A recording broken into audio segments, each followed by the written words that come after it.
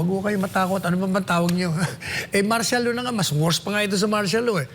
Kasi pag sinabing martial law, hindi na sila sumusunod sa batas. Ano bang ginawa nila kay Presidente Duterte? Ano bang ginawa nila kay Pastor Kibuloy? Ano bang ginagawa nila sa pananakot nila sa mga political commentators, sa mga vloggers? Ano matawag mo dyan? O, hindi ba? At least ng panahon ng tatay nito, ay merong semblance of democracy. Nakakabanat ka pa eh. Nakakapunta ka sa lahat ng mga detenido na ipagtatanggol mo pa. O, dito wala eh. O, ano pang ikakatakot nyo? Basta maging mahinahon tayo na lumabas. Kailangan ka ako isang malakihan, sabay-sabay at araw-araw na panawagan, calling the attention of this government to change. Good luck to this government because if it does not change, it will be the start of its fall.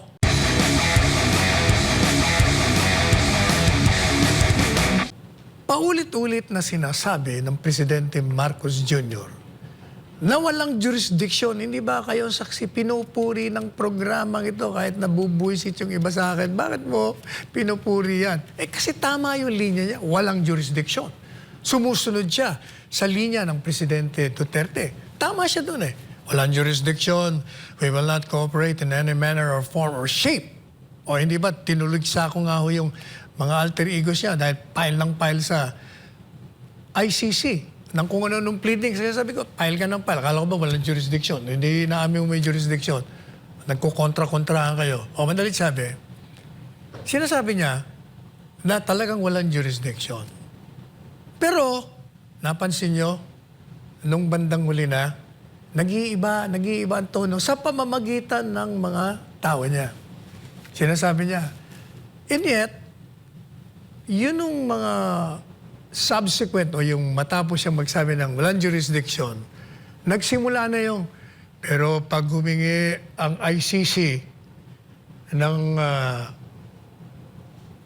mga tulong sa pamamagitan ng mga ebidensya, hindi ho natin sila pipigilan. Ako, doon lang, nag-uumpisa na. Pagkatapos, eto na naman. Pag yung, anong tawag doon, Interpol, ay humingi sa atin ng tulong, obligado tayong tumulong kasi baka hindi naman tayo tulungan yan. O ayan, nakikita nyo, madalit sabi, pinapadama na ng administrasyon ng gobyernong ito na pag ang ICC ay pumasok, makiusap sa pamamagitan ng Interpol, ay tutulong siya. Madalit sabi, pinaalam mo na sa ICC. Kumbaga, binigyan mo na ng ideya, oy, payag na kami, gawin nyo na yung dapat yung gawin. Yan ang ginawa. Kaya, madalit sabi, ginamit lang nila ang ICC. Talagang gusto nilang tuhugin, patayin itong mag-amang ito. Yan ang katotohanan ho dyan. Yan ang mali. Kaya naaawa rin tayo dito kay Marcos Jr., Presidente Marcos Jr. Kasi, binibigyan siya ng maling mga advice. Sapagkat tama na sana yung walang jurisdiction. Pero dahil nga sa maling advice, and at the same time, kung totoo yung mga akusasyon sa kanya na gusto mo lang magpanatili sa kapangyarihan, kayong mag-aanak, pati na yung mga pinsan mo, kaya nyo ginagawa ito, di lalong-lalo na. Di madalit sabi, tama-tama yung kinakanta ko doon sa kapatid niya. Balat kayo pala ang buhay sa mundo. Yan ang nangyayari. Nagbalat kayo. You pretended that you are protecting the sovereignty of this country by not allowing ICC to intervene. And yet, eventually you did it. Ano man tawag mo nun? Kaya, may katwiran ng mga anak na magalit. May katwiran ng taong magalit. May katwiran ng taong pumunta sa kalsada. Kaya makikita natin, MJ, kita mo sa Davao, araw-araw. Sa lahat ng bahagi ng Pilipinas ay nagsimula na. Correct. Pero nakikita natin, sabi ko nga kay Jimmy Bundok, alam mo Jimmy, 40 years ago, ako po ang nanguna sa mga Marcos loyalists na ipabalik si Marcos Sr. dito sa bansa. Sapagkat inaakusahan ng gobyernong Cory at that time na siya ay nagnakaw corrupt, kung ano-ano mga sinasabi niya, illegal, violation of human rights. Ang sabi ko po noon, milyong mga loyalista, araw-araw po kami, itinayo namin, inorganisa namin ni Nilo Tayag at nung kung sino-sino pang mga loyalist leaders. Araw-araw po kami dyan sa Liwasang Bonifacio. Alam mo doon sa steps ng Philippine Post Office? Doon, nandun kami araw-araw. Kahit na anong gawin sa amin. Kami bombay ng tubig, bombay ng bala. Nagre-regroup nga, pabalik-balik kami. Kaya sabi ko kay Jimmy Bundok, iyan ang gawin natin. Pero kailangan mapayapa. Sapagkat wag nating bigyan ng dahilan itong gobyerno na gamitan tayo ng karahasan. Yung iba naman, sinasabi, huwag ka tayo mag-rally kasi baka magdeklara ng martial law. Huwag ko kayo matakot. Ano ba tawag niyo? Martial law na nga, mas worse pa nga ito sa martial law Kasi pag sinabing martial law, hindi na sila sumusunod sa batas. Ano bang ginawa nila kay Presidente Duterte? Ano bang ginawa nila kay Pastor Kibuloy?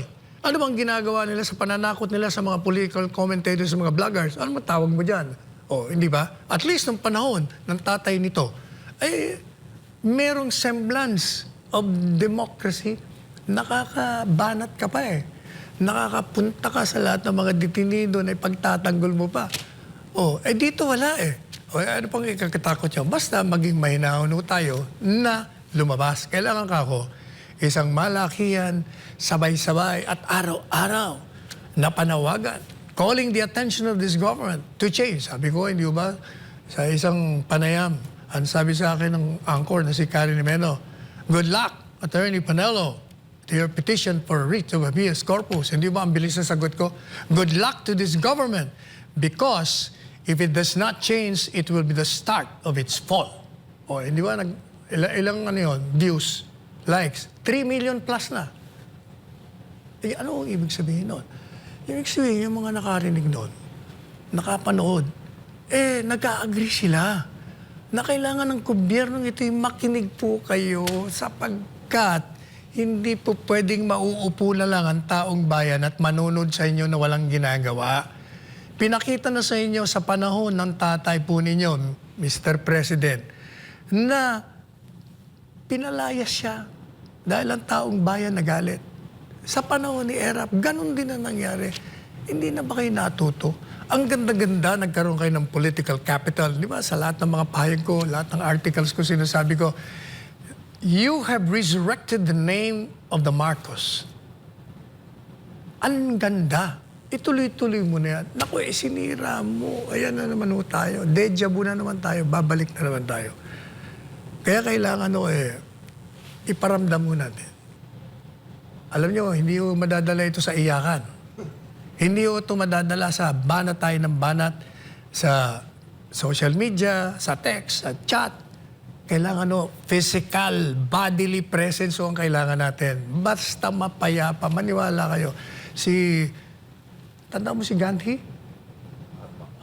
Si Mahatma, milyon-milyon ang kalaban niya. Naupo lang siya, wala. Kahit na anong gawin sa kanya. Hindi ba nagtagumpay siya? Hindi ba yung EDSA Revolution, mapayapa din yan? Wala akong karahasan doon. Walang karahasan ng EDSA Revolution. Pero, ano nangyari? Hindi ba napatalsik? Kaya ganun ang gawin natin. But we're hoping na hindi na tayo abot doon. Kaya tayo nagpunta sa Korte Suprema. Kaya hayaan natin muna ang Korte Suprema na pag-aralan at magdesisyon. At kung ano man ang desisyon nito, nasa taong bayan na. Kasi, tandaan natin, MJ. Yes, sir. Ang gobyerno ay nilikha ng taong bayan. Pag ang gobyerno po ay hindi na nakakatugon sa pangangailangan ng sambayanan.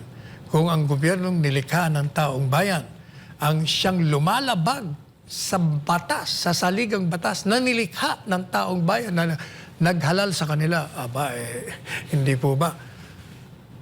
Lohika, sentido komon ang magsasabi sa atin na ang may kapangyarihan, kaya nga sinasabi sa ligang batas all authority emanates from the sovereign authority. Lahat ng kapangyarihan ay nanggagaling sa taong bayan. Kaya may kapangyarihan ng taong bayan na tanggalin ang gobyerno. Sa papanong paraan? Sa mapayapang paraan. Unang-una, sa pamamagitan ng eleksyon. Kung hindi umadala sa eleksyon, o sa pamagitan ng ginawa sa pagpapatalsik ng dalawang pangulo ng bansa. Mapaya. Basta mapaya pa kasi ang sambayanan ho talaga ang makapangyarihan. O yan ang dapat nating gawin.